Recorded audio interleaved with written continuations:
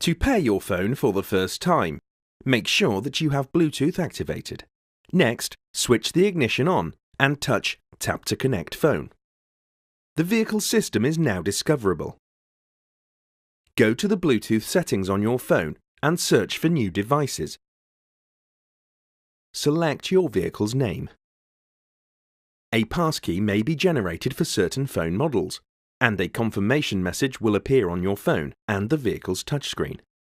Check the passkey on the screen matches the one on your phone, then select OK on your phone and Yes on the touchscreen. If pairing is successful, your phone's name will be displayed. The vehicle now automatically connects to your phone.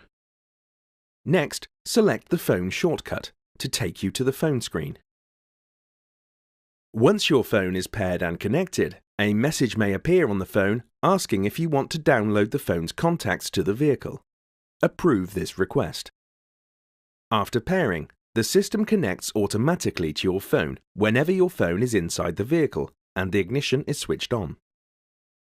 To pair an additional phone or to change to another paired phone, touch Options.